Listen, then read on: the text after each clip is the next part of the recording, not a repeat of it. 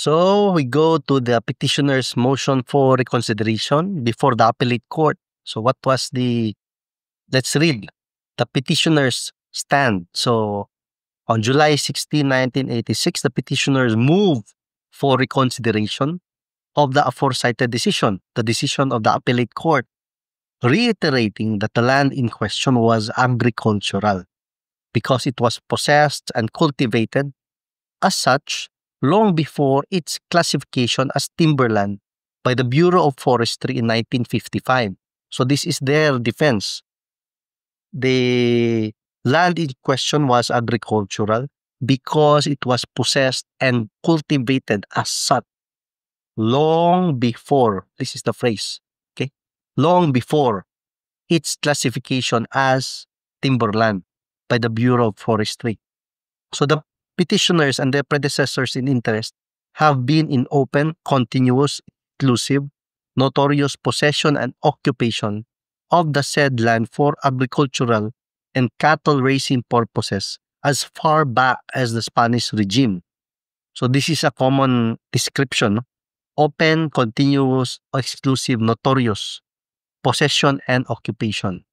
So we memorize this as OSENCO, no? Open, continuous, exclusive, notorious possession and occupation. Ko, kay in the concept of an owner. Dili ka sa op ba? Ikaw tagiya.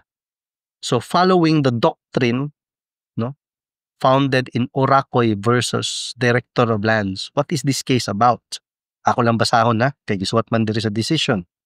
Private interest had intervened and petitioners acquired vested rights which can no longer be impaired by the subsequent classification of the land as timberland by the Director of Forestry.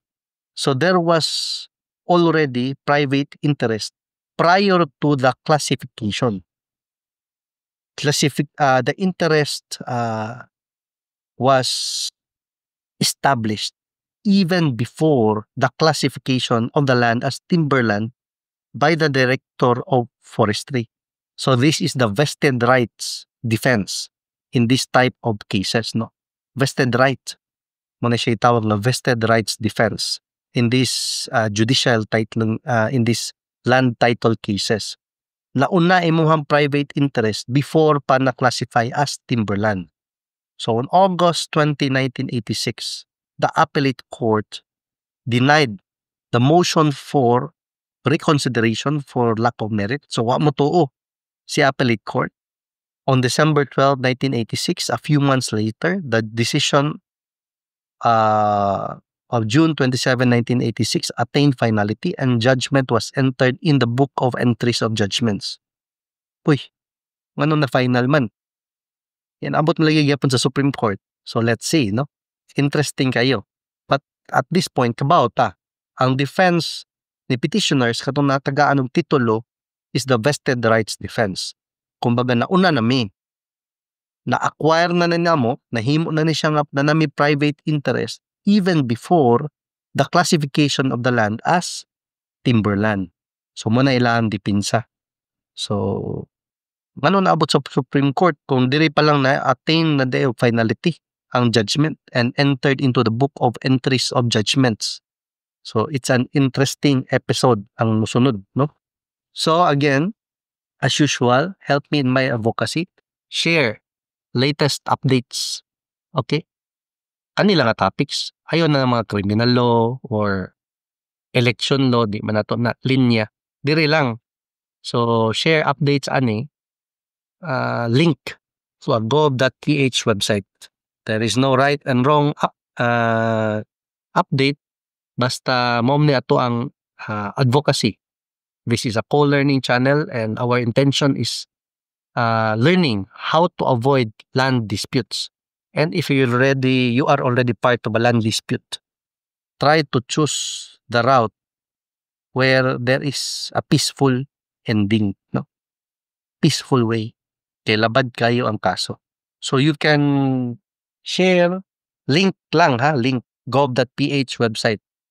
Muna tong email address, I'm not sure kung mabasa. Ako lang i-appeal sa post. It is Juliet Alpha November Romeo Uniform Zulu Lima Alpha Whiskey, johnruslo@gmail.com. So, link latest updates or landmark cases involving real estate law, estate, succession, partition, bahinay sa mga inheritance, last will and testament, land titling, ejectment, squatters, mga cases, those types of topics lang akong gi-request nga link from gov.ph websites or kanang mga CARP, CLOA, agrarian law involving yuta, share mo mga issuances sa government agencies nga kanang mga lisod pangitaon gali bag-o mga 2024, 2025, 2023, share kanang mga kaso sa DARAB, no? So agrarian cases sa yuta, share. So I will see you in the next video and let's talk further about this case. Okay? So have a great day. Yes.